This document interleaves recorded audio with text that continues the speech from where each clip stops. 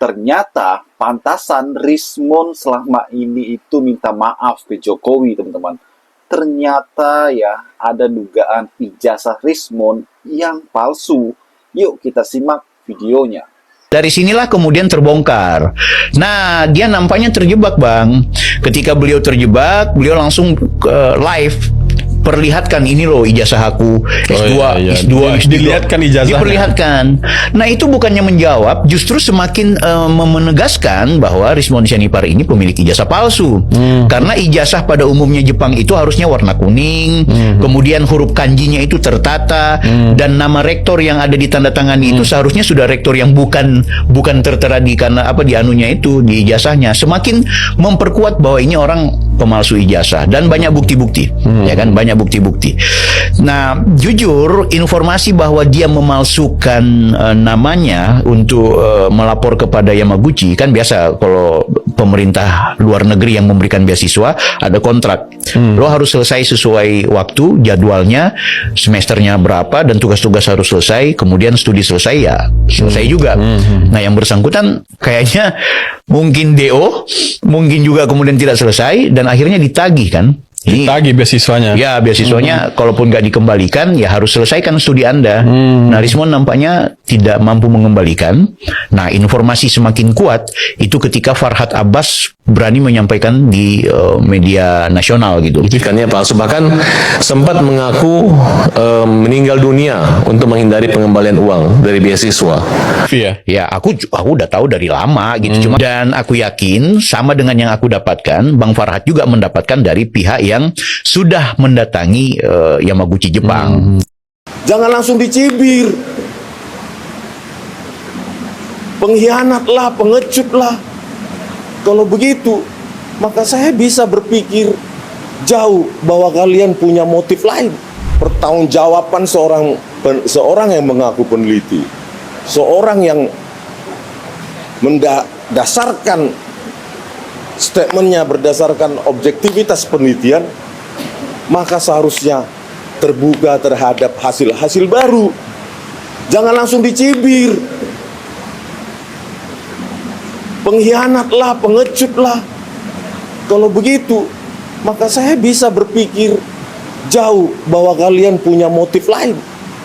Kalau motifnya mencari kebenaran berdasarkan pengetahuan sains, kemampuan sains, open minded. Harusnya open minded. Telepon saya, hubungi pengacara saya. Kita akan bertemu terbuka maupun tertutup. Itu aja. Tetapi kalau hanya mencibir seperti itu, suatu saat publik juga akan muak dan lebih percaya tulisan saya. Next 2000. Saya sebagai peneliti secara terbuka mengatakan ada koreksi-koreksi akibat data yang tidak lengkap, akibat rotasi atau translasi maupun resolusi pada data yang saya uji. Oleh karena itu, sebagai peneliti yang bertanggung jawab terhadap kebenaran dan hanya kebenaran ilmiah, seorang peneliti harus bersandar pada objektivitas dalam temuan-temuan dalam kerja-kerja ilmiahnya. Nah, hal itulah yang mendasari saya untuk secara terbuka menyatakan bahwa ada kekeliruan, kesalahan akibat data yang lengkap meskipun menggunakan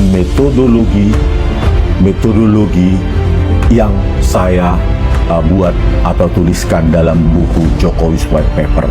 Kekeliruan tersebut sebagai peneliti harusnya secara terbuka, secara ikhlas, dan secara objektif harus saya nyatakan di sini. Oleh karena itu, ya, temuan saya sebelumnya yang telah melukai, yang telah membuat commotion di dalam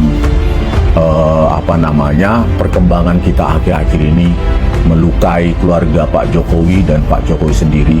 Saya sebagai peneliti menyatakan minta maaf secara gentleman kepada keluarga Bapak Jokowi.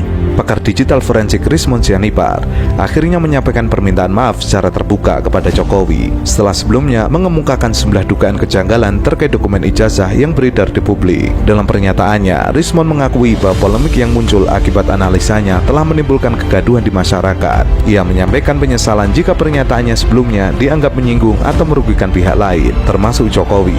Kekeliruan tersebut sebagai peneliti harusnya secara terbuka, secara ikhlas, dan secara objektif harus saya nyatakan di sini.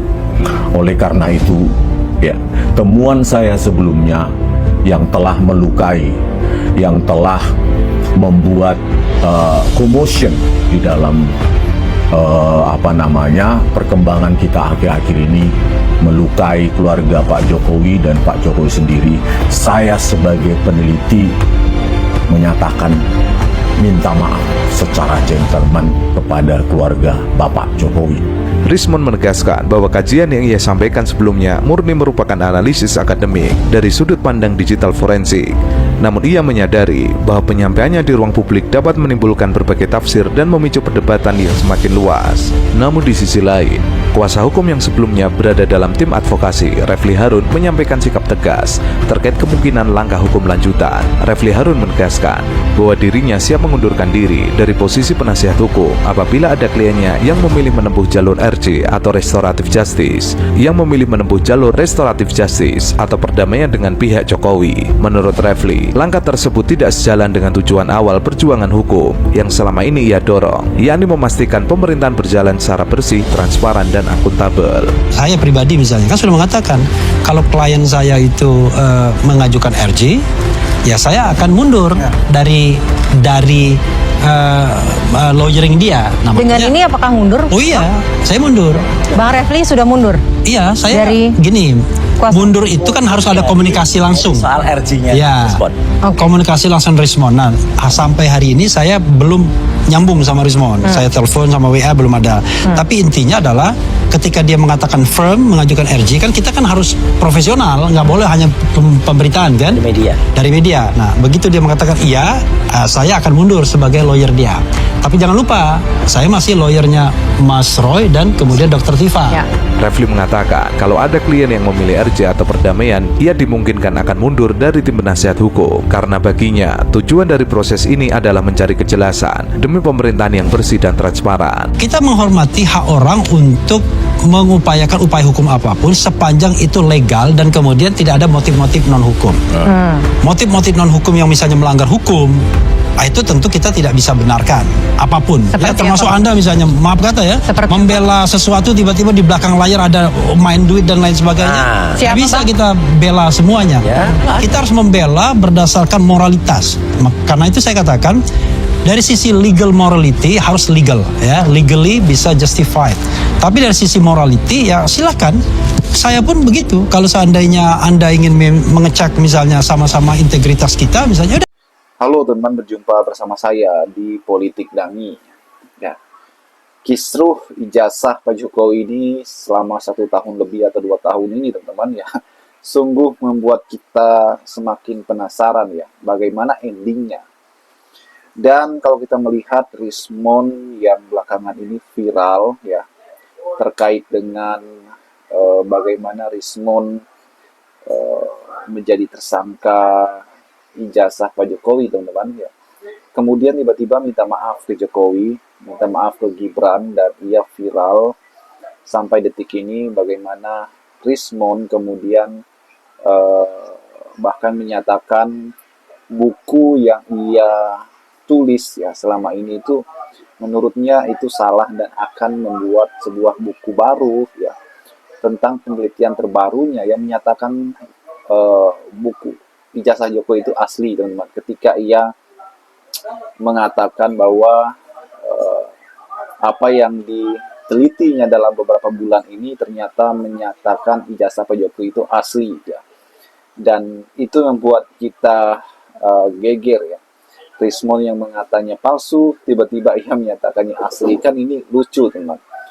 Di balik semua itu, bagaimana pendukung Pak Jokowi ya itu mencari dan meneliti ijazah Pak Jokowi, ijazah Rismond yang sebenarnya itu seperti apa ya, sampai mereka ke Yamaguchi ya teman-teman.